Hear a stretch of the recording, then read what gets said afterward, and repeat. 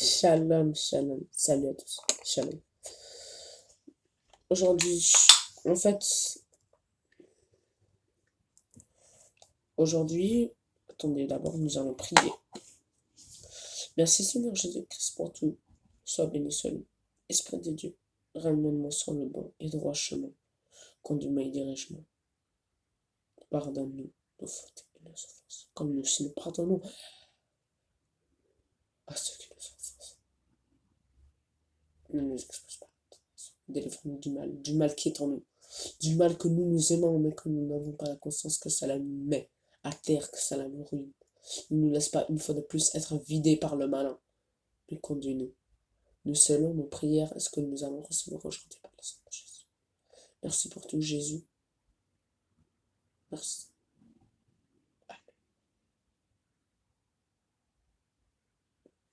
Aujourd'hui, je vais prêcher sur l'amour de Jésus.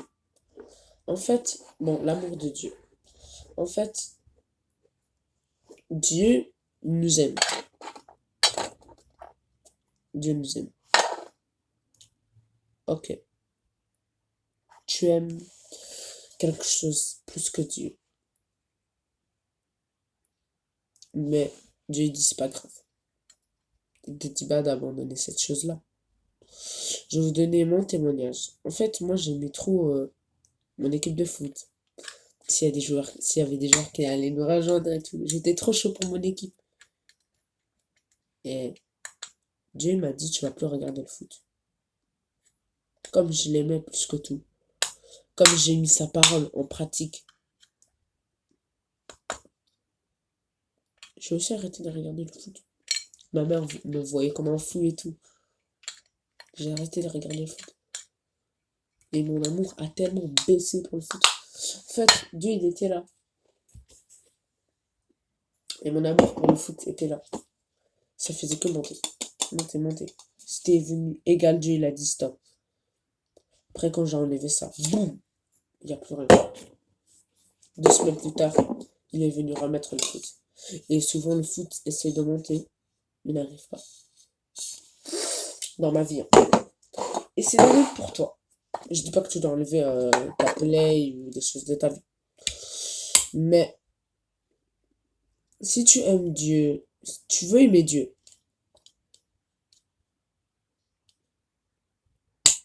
plus que tout, mais tu n'arrives pas, que faire? En fait, je vais essayer de vous faire comprendre quelque chose, mais je veux pas être méchant. Comment expliquer ça? Attendez, je parle un peu contre moi-même.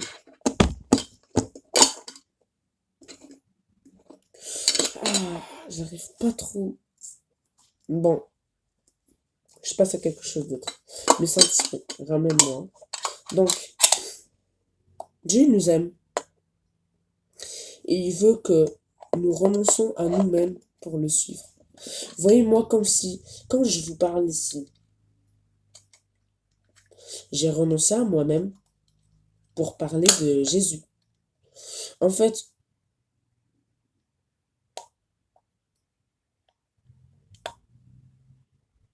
j'ai renoncé à moi-même pour parler de Dieu.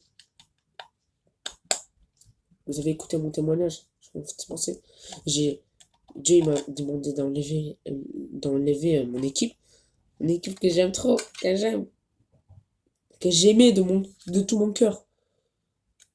Il m'a demandé d'enlever et je l'ai fait. C'est le renoncement à soi. Et puis, j'ai cultivé mon amour avec lui, j'avais rien à faire. Je suis pas vraiment un homme qui regarde beaucoup de séries, même si j'aime les séries. Je crois que si Dieu le veut, je pourrais bientôt le regarder. Mais m'a demandé d'enlever Manchester United. Après, il l'a remis dans ma vie.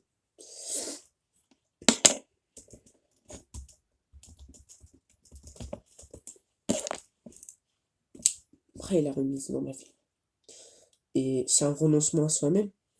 Comme je vous l'ai dit, la vidéo passée, Luc, le chapitre 9, verset 23, dit, puis il dit, Si quelqu'un veut être mon disciple, qu'il renonce à lui-même, qu'il se charge chaque jour de sa croix et qu'il me suive. Donc, si tu veux être son disciple, être le disciple de Jésus, c'est quoi? De un, c'est être appelé fils de Dieu. De deux, bah, quand tu es disciple de Jésus, tu es comme Jésus. Et tu essayes, non, non, non, tu essayes d'être comme Jésus.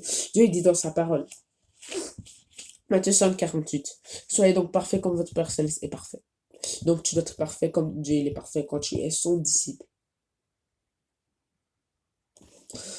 Quand tu es dans son disciple, bah, tu renonces à toi-même et tu charges chaque jour de ta croix, tu le suis. Ça veut dire quoi? Se charger de sa croix. Ça veut dire, en fait, porter la mission que Dieu t'a donnée. Comme moi, ma mission est de vous annoncer la bonne nouvelle que Jésus vous aime. Maintenant, ça veut dire quoi être disciple de Jésus-Christ? C'est essayer d'être comme Jésus-Christ. Pas par ta force, mais par la force du Saint-Esprit. C'est qui le Saint-Esprit? C'est l'Esprit de Dieu. Comme je vous l'ai dit, chacun de nous a un esprit à l'intérieur de son corps. Spirituellement. Non, j'enlève le truc. Deuxième fois. Donc, et bah, c'est par la force de l'Esprit de Dieu. Il a dit, soyez donc parfaits. Donc, on doit l'être. C'est-à-dire qu'il nous a déjà donné la force pour l'être. Il y a une grâce qui repose sur nous, mais on ne doit pas s'appuyer sur nous-mêmes, sur notre force de dire on est fort, on va y arriver et tout. Non. Parce que dit la parole de Dieu? Proverbe le chapitre 3, 5 à 7. Confie-toi en l'Éternel de tout ton cœur et ne tape pas sur ton intelligence. Reconnais-le dans toutes tes voies et il te rendra tes sentiers droits. Tu dois le reconnaître dans tout ce que tu fais. Ne te prends pas pour un sage. Ne te prends pas pour quelqu'un de parfait deux fois. Mais crains l'Éternel et détourne-toi du mal. Crains Dieu. Crains Dieu de se dire. C'est pas dire oh j'ai peur de Dieu. Non, c'est de dire je respecte Dieu. J'ai un amour profond pour Dieu. C'est pour ça que je n'insulte pas. C'est pour ça que je ne mens pas. C'est pour ça que je veux pas aller frapper mon bien-aimé, mon petit frère, mon frère en Christ. Quand je te dis frère en Christ, c'est comme toi et moi. Je te prêche la parole, tu prêches la parole. On est des frères en Christ, on prie ensemble, on fait ceci ensemble, comme ça. Seigneur, je te prie de venir renouveler la grâce qui repose sur eux. C'est toi, leur animeur, du don de Dieu, du feu de Dieu, par excellence. Alors je te prie de venir animer le feu qu'ils ont reçu. Troisièmement, être un disciple de Jésus, ça veut dire, si tu restes un disciple de Jésus pour toute ta vie, bah, tu vas aller au ciel.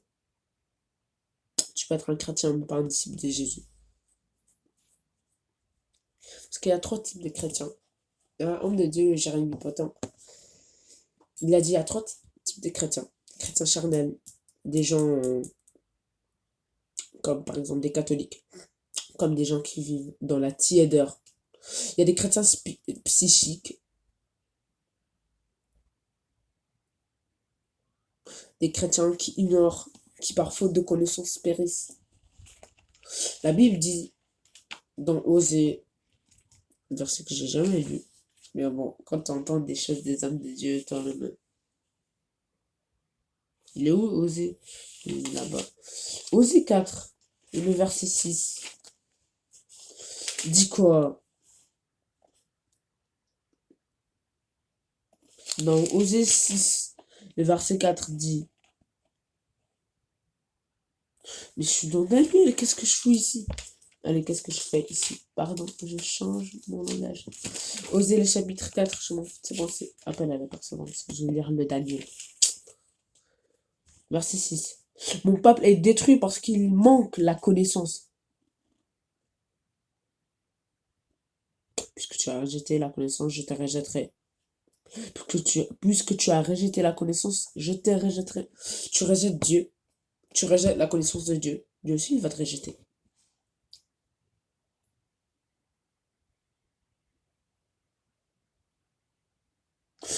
Et puis, je finis pas le verset. Bon, je vais voir. C'est pas qu'il y a des révélations après. Je te rejetterai, tu ne pourras plus exercer la fonction de prêtre pour moi, de même que tu as oublié la loi de ton Dieu. J'oublierai aussi tes enfants. Donc Dieu te dit, tu pourras plus exercer la fonction de prêtre pour moi. Donc tu pourras plus être un chrétien, un bon chrétien devant Dieu, parce que tu le rejettes. Rejeter Dieu, c'est quoi? Je te parle, tu sais que je te parle à toi, mais tu veux pas m'écouter. Ou tu fais comme si semblant tu m'écoutais, tu pries après. Tu es vidé par le malin, par le diable, et tu vas encore aller rejoindre la play, aimer des choses plus que Dieu. C'est ça, rejeter Dieu et sa parole, la connaissance. Après, il dit, moi aussi. Alors tu vas plus être un chrétien devant moi, mon fils, devant moi. De même que tu as oublié la loi de Dieu, j'oublierai aussi tes enfants. Donc Dieu, il va t'oublier, toi, ta descendance physique, tes enfants que tu vas avoir avec ta femme, mais aussi ta descendance spirituelle. La descendance spirituelle, c'est des gens que tu vas enseigner la parole de Dieu, qui vont accepter le Seigneur Jésus-Christ comme Seigneur et Sauveur, qui vont devenir des chrétiens qui te suivent comme tes brebis, comme si vous allez être en cours de prière et tout. Si tu rejettes Dieu, bah Dieu va se rejeter cela à cause de toi. Toi. 10 minutes. Ok. Donc quand tu es un disciple de Jésus et que tu restes un disciple de Jésus, certainement tu vas aller au ciel. Et le troisième niveau des chrétiens, c'est un chrétien spirituel. C'est ça, le disciple de Jésus. Donc il y a des chrétiens charnels, psychiques, spirituels.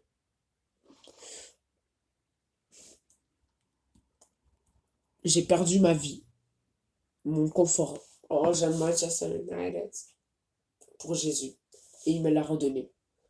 Mais il m'a redonné Manchester United, mais il m'a redonné beaucoup de choses. La promesse de la vie éternelle. Je sais là, si Jésus revient maintenant là, moi je vais aller au ciel. Vous savez, dans les royaumes des cieux. Les anges ils vont venir. Ah frérot, ah, comment ça va frère? Non, pas comme ça, non. Je veux dire, shalom, shalom. Ah, non, le nom de shalom, je connais une personne. Donc, car celui qui voudra sauver sa vie la perdra, mais celui qui la perdra à cause de moi la sauvera. J'ai perdu ma vie à cause de Jésus. Et en même temps, je l'ai sauvé. Je vous incite, si vous voulez bien sûr, devenir un disciple de Jésus, partir au ciel, prier. Prier, changez votre manière de voir les choses. Prier, c'est pas je dois prier. Non, c'est parler avec Jésus. Dis-lui ton problème. Tu peux rester silencieux, mais tu pries. Ouais, tu peux rester. Tu pries. Tu peux dire Seigneur. Non, t'es pas obligé de dire Seigneur Jésus. Je t'aime. Non. Non, tu peux dire juste j'ai un problème. Tu vois, il manque 2 euros avant que j'achète des bonbons. Et puis, derrière j'ai un contrôle maths. Tu vois, les translations vers vecteur. Tu pars tranquille, posé, c'est ça. Tu dis, hé Jésus, en fait, j'ai envie de prier. J'ai vu une fille, elle est malade à mon école. Est-ce que je peux prier pour elle? Quand tu demandes des choses à Dieu, tu te poses, pense. Si tu parles à ta mère, tu la laisses aussi le temps pour parler. Maintenant, tu te dis, ouais Jésus, j'ai besoin de toi. Aide-moi. Est-ce que je peux aller prier pour la malade là? Très. Dieu, c'est un être céleste, mais c'est notre meilleur ami. Il ne nous rejette pas et il ne nous abandonne pas quand les gens, on nous rejette, on nous insulte, on se moque de nous. On reste calme, car c'est un être céleste. On est attentif aux pensées qui vont venir, aux voix. On ne va pas mépriser les voix. Il reste que ça soit le Saint-Esprit, l'Esprit de Dieu. Et tu dois reconnaître la voix de l'Esprit de Dieu. Ok? Tu es attentif aux voix, aux pensées, aux images qui vont venir dans ta tête. Concentré. Tu attends, tu attends. Ça peut durer 1, 2 minutes. Tu dois avoir la patience, car le fruit de l'esprit, c'est la patience. Un enfant de Dieu, toujours la patience. Tu peux ressentir une présence, des piquets. Tu peux. Avec des piquets, je veux dire, genre, comme si tu avais des boutons sur toi et tout. Une présence sainte, une présence divine. Tu peux. You can listen, my son, my son. Donc, comme ça.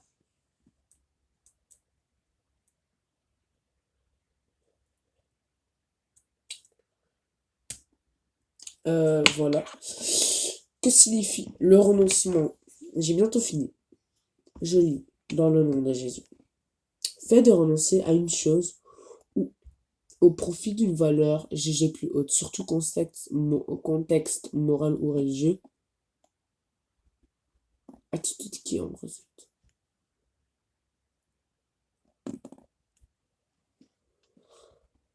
Renoncement ou non? Non, le renoncement. Que signifie un renoncement? Action de renoncer à quelque chose, je m'en fous de ces pensées. De cesser de rechercher ce à quoi on tenait, de s'en détacher. Renoncement aux horreurs. Action de se priver de toute satisfaction personnelle ou égoïste. De s'oublier soi-même, mener une vie de renoncement. Tu t'oublies toi-même. J'ai oublié. Ah, j'ai mal été. J'ai oublié. J'ai renoncé à moi-même. J'ai dit, je meurs à ça. Je tue cela. Bon. Et Dieu, il est venu. Il a recréé le champ. Il a mis sa graine. Et là, c'est un bon arbre qui pousse. Car mon arbre de Manchester United pousse en désordre. Viens, viens. Mais il m'a dit, tue, enlève. Ça a pris des semaines, 2 semaines, 14 jours. À bon entendeur, je l'espère. Il a pris la machette. Ching. Il a mis la graine. La pluie, du sang de Jésus.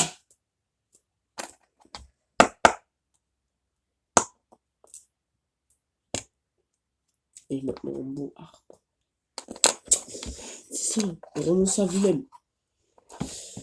Mais si tu ne veux pas, c'est pas grave. Jésus t'aime toujours. J'ai toujours dit à un ami proche de moi, pas mon meilleur ami c'est un ami très proche, j'ai grandi avec lui. Je lui ai dit, Dieu t'aime. Dieu est très patient pour toi. Mais ne joue pas avec sa patience. Tu reconnais la phrase. Ouais. Donc, c'est vrai. Je parle à vous tous. Hein. C'est vrai, t'aimes quelque chose plus que tu. Mais fais des efforts. Si t'arrives pas normalement, je travaille pas avec ChatGPT, mais bon, pour cette fois.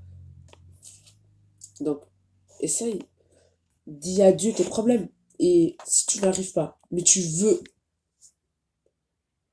mais si tu vas toujours vers la plaie, malgré que tu as crié à Dieu, tu as dit Jésus, aide-moi, mais toujours tu vas, soit, je vais pas te front avec vous, hein. Je vais pas vous faire mal dans vos cœurs. Soit c'est comme si tu étais accro, ou que le diable te retient captif. C'est quoi être captif? C'est comme si tu étais prisonnier. Mais prisonnier, c'est payé pour ce crime. Captif, c'est innocent, mais tu es quand même dans une prison.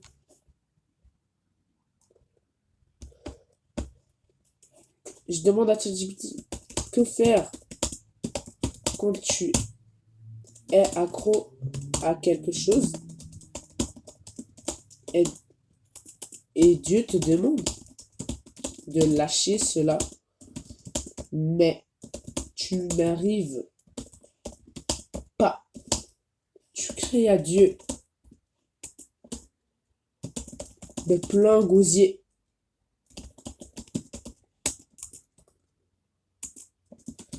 Mais après 2 minutes, mais après quand tu sors,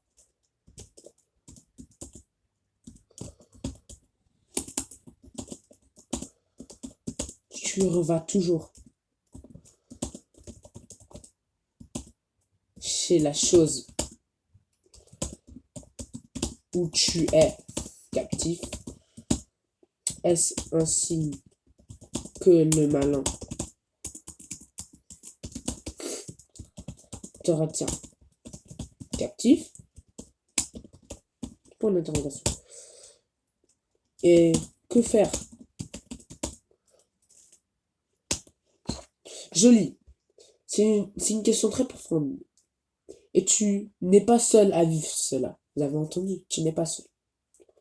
Beaucoup de personnes qui aiment Dieu se retrouvent dans ce combat intérieur entre celles qu'elles savent être justes et ce que leur chair, leurs habitudes réclament encore.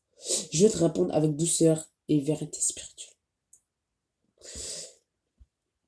Ce que tu vis est un vrai combat spirituel. Je parle à un ami. je t'ai prêché, tu veux pas abandonner la paix. Carrément, t'es parti, hein.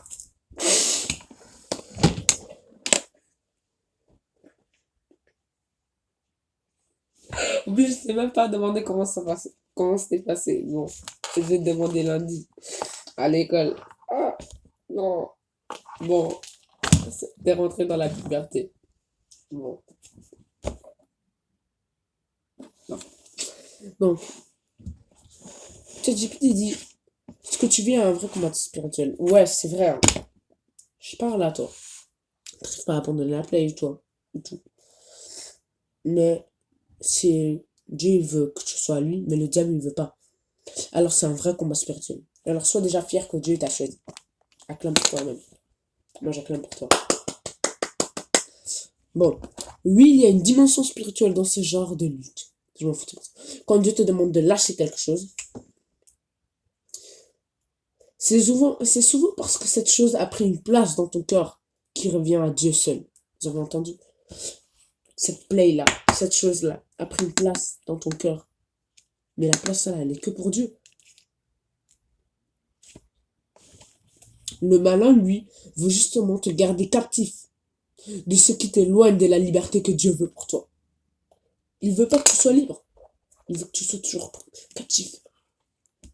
Et toi aussi, tu continues à jouer à la paix. Peut-être, si Dieu te posait la question là, est-ce que tu veux être libre? Tu dirais oui, je veux plus être de l'emprise du malin. Mais par tes actes, tu vas toujours chez la play. C'est comme si tu faisais équipe avec le malin. Non, au nom de Jésus, je refuse. Mais attention, le fait que tu luttes ne veut pas dire que tu es perdu. Écoute ça. Au contraire, le combat spirituel prouve que le Saint-Esprit agit déjà en toi. Dis Amen. Bon, Amen. Un cœur mort spirituellement ne lutte pas. Il s'abandonne sans résistance. Le tien, lui, crie à Dieu, et ça, c'est un signe de vie. Donc, tu n'es pas perdu, mais ça prouve que l'Esprit de Dieu, le Saint-Esprit, est en train de travailler en toi. Et tu dois lui laisser la place. Il dit quoi? Il dit dans la parole, Matthieu 5, verset 17. Ne croyez pas que je suis venu pour abolir la loi et les prophètes. Je suis venu non pour abolir, mais pour accomplir. J'interprète. La loi, c'est ta vie, tes habitudes. Je me réveille à 14h du matin. Je bois un café. 16h, midi, je vais aller jouer à la play. À 2h du soir, je vais aller à un souper. À 6h du matin, je dors. Non, à 6h la nuit, je dors. Après, tu te réveilles encore à 14h du matin. 15h même. C'est ta loi. Et les prophètes sont comme des démons qui instruisent ta loi. Tu dis, hé, le petit, tu vas faire ça. Toi, si tu veux, hein, tu dis, c'est moi-même, je décide de ma vie. Non, ce sont des démons qui te conduisent. Et tu dois refuser. Et répète après moi, au nom de Jésus. Tout manipulateur du monde de ténèbres qui conduit mon âme, je t'enlève cette autorité dans le nom de Jésus. Car Jésus-Christ a vaincu à la croix. Donc ouais, il dit que, Dieu dit, ne crois pas que je suis venu pour abolir ta vie. De moi, tu peux encore dormir à 4h du matin. Donc ne crois pas que je suis venu pour abolir. Abolir, dans d'autres versions, abolir, ça veut dire supprimer. Dans d'autres versions, nous, on dit supprimer ta loi. Mais il dit que je suis mais pour accomplir. Donc il veut ajouter quelque chose. Il veut accomplir ce qu'il y a à accomplir dans ta vie. Et tu dois le laisser faire. Même si c'est difficile. Moi, c'était difficile. Le jour même où il m'a demandé d'abandonner, j'étais en train de laver les assiettes, je me suis dit, on va retourner aller regarder Man United. Après, je dis, non, je laisse Dieu faire ce qu'il a à faire. Version Summer dit, ne vous imaginez pas que je suis venu pour abolir ce qui est écrit dans la loi, ce qui est écrit dans ta vie. Ou les prophètes, je suis venu non pour abolir, mais pour accomplir. Je cherche version une seconde. Ne croyez pas que je suis venu pour abolir la loi et les prophètes, je suis venu non pour abolir. Ne croyez pas que je suis venu pour anéantir la loi et les prophètes, anéantir ta vie. Non, ne crois pas cela, mon fils. Je vais pas te citer les noms, j'allais citer les noms. Je ne suis pas venu les anéantir, mais accomplir, mais les accomplir. Qu'est-ce qu'il a à accomplir? Il a à accomplir Qu'est-ce qu'il a à accomplir? Luc 9, 23. Il veut faire de toi son disciple. Darby. Non, Darby, c'est le bon. Ne pense pas, mon fils. N'imagine pas que je suis venu pour abolir la loi ou les prophètes. Je suis venu non pour abolir, mais pour accomplir. Bon, Darby, t'abuses, hein. Osterwald, s'il te plaît. Ne pensez pas que je suis venu pour... Mais c'est où, supprimer la loi ou les prophètes? Ah ouais, parole vivante. Tous les trucs là, parole vivante. Bible, direct.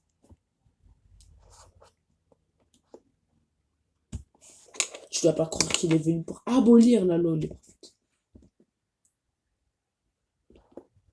Ah ouais, il y a des bibles. Bible gros caractère. Matthieu.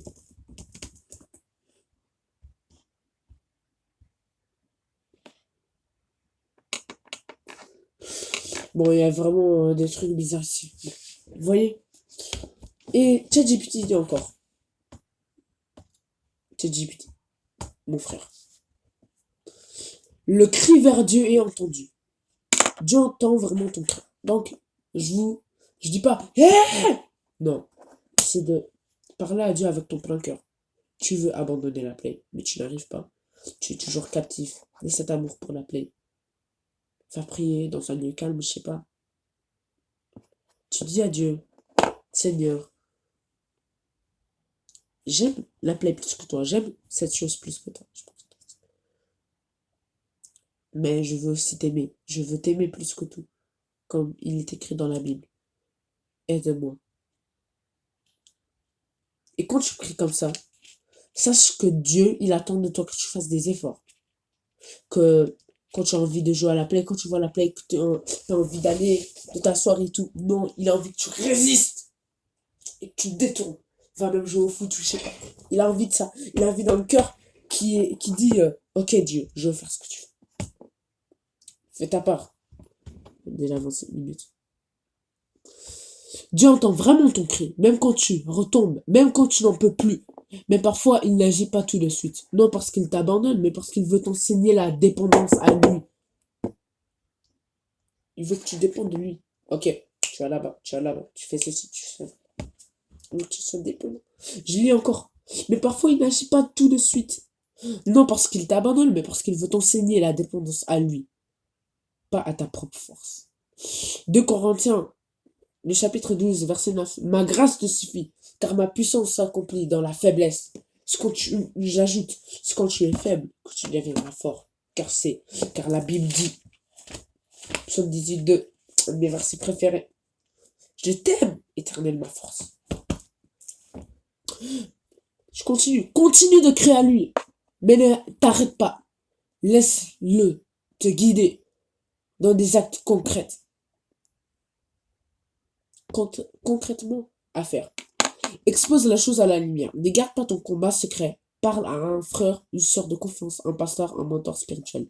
Le malin agit dans le secret, mais perd son pouvoir dans la lumière. Ce que tu dois faire, il dit que tu dois en parler à quelqu'un de confiance. Tu peux m'en parler. Bah, si tu me vois à l'école, si t'as mon Gmail, bientôt c'est genre Snapchat et TikTok, je partagerai le compte et tout. Tu peux m'en parler. Moi, je suis une personne de combat. Mes pensées, ils ont été agressés par le malin. Il y a un ami à moi, il connaît bien mon passé. Je ne prends mes parents et tout. Mais le Christ m'a libéré. Et il m'a libéré. Pour te libérer de la play. Pour te libérer de ces choses-là. Donc, tu as exposé cela à la lumière. Le malin, il est derrière. Caché. Mais quand tu vas parler à une personne, à ton pasteur, ou à ta mère, quelqu'un de confiance, une oreille ouverte, mais une bouche fermée. Pas une oreille ouverte et une bouche ouverte. Non, oreille ouverte, bouche fermée. Quand tu fais, putain, la lumière! La lumière là, vous voyez la lumière là? La lumière là. Tiens, je fais quelque chose dans la lumière. Ça. Coupe les accès. C'est une addiction, plaisir, personne, écran, substance. Mets des barrières concrètes. Parfois, il faut fuir, pas négocier. Il faut fuir. Fuis. Tu as la play. Détourne-toi. Tu as la manette. T'as envie. Résiste. Si t'arrives pas, détourne-toi, va jouer dehors, je sais pas. Va parler avec tes frères et sœurs. Ou ta mère, elle fait quelque chose dans la cuisine, assiste-la, je sais pas. Va dormir. Va dormir. Gosse, va dormir. Non, le contexte là, va dormir. Le foot. Va dormir. Faute. Donc, ou va prier, lis la Bible. Tu peux lire la Bible. Tu peux lire la Bible. Tu peux lire des chapitres, tout. Des chapitres que je vous conseille à lire. Et écoutez bien. Psaume 18. Ésaïe 56. Matthieu 5. Matthieu 6. Matthieu 7. Matthieu 8. Matthieu 9. Pour vous montrer ce que Dieu y fait. Qu'est-ce que je peux encore vous donner? Écoutez bien. Marc 16. Tout le chapitre 1. Tous les chapitres. Luc 4. Luc 2. Qu'est-ce que je peux encore vous donner? Luc 10. Je peux encore vous donner Luc 19, 3 à 10. Luc 19, 3 à 10. Luc, non. Jean 8, tout le chapitre. Non, Jean 8, tout le chapitre. Jean 10, Jean 11, Jean 14, Jean 15, Jean 16. J'espère que vous notez. Prenez même un de ces versets. Et Actes, chapitre 2, chapitre 3, chapitre 4. Voilà, j'espère que vous avez bien noté Actes chapitre 2, 3, 4, Luc 19, 3, 10, Luc 4, Psaume 18, Matthieu 5, 6, 7, 8, 9, 10. Non, pas 10. Hein. Qu'est-ce que je peux encore vous donner? Je peux vous donner quelque chose. Romains 8. Romains 8. Romains 8, je peux vous donner quoi encore? Je peux vous donner Éphésiens le chapitre 6. Je peux vous donner Galates 5. Je peux encore vous donner 2 Timothée 4. Je peux vous donner 1 Timothée 4. Je peux vous donner 1 Timothée 2, 3. Non, en fait, 1 Timothée 1, 2, 3, 4. 2 Timothée 2, 3, 4, 4. 2, 3, 4. 2, 3, 4. 1 Jean. 1 Jean, chapitre 1, le chapitre 2, le chapitre 3, chapitre 4. Lisez la Bible. Lis même de Genèse à Apocalypse. Lis. Ça va t'aider à comprendre ce que Dieu veut te communiquer. Donc tu dois fuir. Point 3. Remplace. Ne te vide pas seulement. Dieu ne te demande pas seulement de lâcher, mais de remplir ce vide par sa présence. Prière, je vous ai dit quoi? Lecture de la parole, je vous ai dit quoi? Louange. Écoute des paroles, écoute des musiques de Dieu. Moi, on dirait mes musiques sont combattues par le diable. C'est plus normal. Bon, Dieu aide-moi. Service. Quand tu remplis ton âme de Dieu, le reste perd sa saveur. C'est où le verset là? Ouais, j'aimais ça, mais je regarde ça comme un bien par le Christ. Tu vois le verset? C'est pas dans Philippiens là? Voilà. Philippiens le chapitre 3, verset 6, jusqu'à ce que le Saint-Esprit dise stop. Du point de vue du zèle, j'étais persécuteur de l'Église. Par rapport à la justice de la loi, j'étais irréprochable. Mais ces qualités qui étaient pour moi des gains, je les ai regardées comme une perte à cause de Christ. Des gains, quoi? Comment dire? Des choses importantes. Des choses... Waouh, c'est grand. À cause de Jésus-Christ. Pardonne-toi. Point 4. Pardonne-toi. Et relève-toi. La honte est une arme du malin. Si tu retombes, ne reste pas au sol. Reviens au Père. Il t'attend chaque fois. Et si tu n'arrives pas à résister, dis-le à une personne. Essaye de tout ton cœur. Résiste vraiment. Résiste. Et si tu oublies mes paroles, regarde encore cette vidéo. Regarde. Encore. Écoute. Envoie même un ami pour que lui aussi il puisse avoir cette grâce qui t'a été donnée. C'était ça.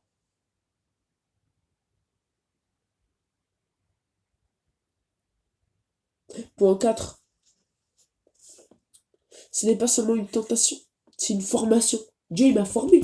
Si je l'aime aujourd'hui plus que tout, c'est parce qu'il a découpé cette arme. Des racines. Pam. Il a créé une nouvelle. Il a mis une graine. Il a bien préparé les sols. Dieu se sert parfois même de ce combat pour te forger une foi solide, une compassion pour les autres et une dépendance réelle à lui. Ton échec apparent peut devenir une porte vers une victoire plus profonde. Dieu se sert même des jeunes. Un jeûne, c'est quand tu te prives de manger jusqu'à une telle heure pour faire grandir ton esprit ou pour une situation. Et bah moi, quand je jeûne, je me prive de tout. Je me prive de manger. Je me prive de mes loisirs. Par exemple, moi, j'aime bien jouer le drum. J'aime bien le lancer. Donc, je me prive de ça. J'aime bien manger les bonbons. J'ai des paquets de bonbons ici. J'ai des paquets de bonbons ici. Mais j'en mange pas. Je garde ça comme ça. Je regarde ça. Salut. On se retrouve quand le jeûne sera fini. Je vais bien vous goumer. Non, je me prive de ça. Je me prive d'écouter du semen. Du semen, c'est.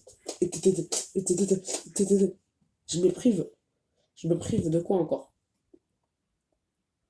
De manger jusqu'à une telle heure. Je me prive de mes loisirs. J'aime regarder les matchs de Man United, mais je les ai pas regardés. Je connais même pas le score, frère. Donc, il se sert de ça pour te forger, pour te faire de toi-même. Et 36 minutes. Ton échec apparent peut devenir une porte vers une victoire plus profonde. C'est ça. Merci, chat. Ciao. Kobe. C'est ça. Je voulais vous communiquer ça. Dieu il t'aime. Quand tu te rappelles plus des paroles, regarde encore la vidéo. Peut-être ça peut être chiant pour toi. Mais regarde, car ça va t'aider. Un jour, vous allez dire, t'avais raison. T'avais raison. T'avais raison.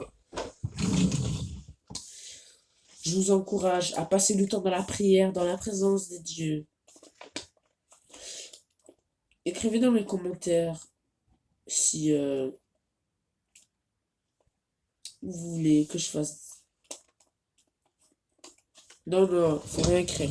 Faut rien écrire. Bon, je prie pour vous, fermez vos yeux. Père éternel, que la grâce du Seigneur Jésus-Christ soit avec ceux qui ont regardé cette vidéo comme nous. Protège-les, garde-les. Ne les laisse pas être vidés par le mal. Je vais vite fait vous expliquer qu'est-ce qui signifie vider. J'ai encore 2 minutes. En fait, Dieu vient par moi et il met sa parole en vous. Ce que je vous ai enseigné. Mais tu peux, quand tu arrêtes de regarder cette vidéo, tu vas aller faire tes trucs, après tu regardes la paix et t'as encore envie de jouer. En fait, le mal il vient. Le diable il vient. Puis, il prend ça. Il ferme. Et il passe. C'est être vidé. Volé. Inconsciemment en plus. Toi t'es juste en train de jouer à la paix. Je dois gagner, Rocket League. Je parle à une personne. Rocket League. Mais en attendant, le diable, il fait son boulot. Après, il se casse. Après, quand tu reprends conscience, j'ai péché. Mais Dieu, il te condamne pas. Il veut que tu reviennes à lui et que tu fasses plus cela. Jean 10, le verset 10. Le voleur ne vient que pour voler, égorger et détruire. Mais je suis venu afin que les premiers aient la vie et qu'elle ait en abondance. Ne vous laissez plus vider par le malin. Soyez sobre, restez vigilants. La Bible dit, Ésaïe 55. Aussi un chapitre que vous pouvez lire. Ésaïe 50. Juste Ésaïe 50, 51, 52, 53, 54, 55, 56, 57, 58, 59, 60, 61, 62, 63, 64. Après, le chapitre il est fini. Après, le livre il est fini. Donc, Ésaïe 55, 10 à 11, dernier verset pour vous libérer. 30 secondes. La pluie et la neige descendent du ciel et n'y retournent pas sans avoir arrosé la terre. sans l'avoir fécondé et avoir fait germer ses plantes, sans avoir fourni de la semence au semeur et du pain à celui qui mange. Il en va de même pour ma parole, celle qui sort de ma bouche, elle ne revient pas à moi sans effet, sans avoir fait ce que je désire et rempli la mission que je lui ai confiée. J'ai pris pour vous afin que la grâce du Seigneur Jésus-Christ soit avec vous. Je scelle tout ce qui est sorti de ma bouche par le sang de Jésus. Protège-les, Seigneur Jésus-Christ, et ne les laisse pas être volés, vidés, égorgés par le malin. Sois avec eux dans le nom de Jésus. Soyez forts, résistez, aimez Dieu plus que tout. Vous savez pas quoi faire, envoyez un message, même dans les commentaires. Que Dieu soit avec vous, dans le nom de Jésus. Amen. Shalom, shalom, shalom.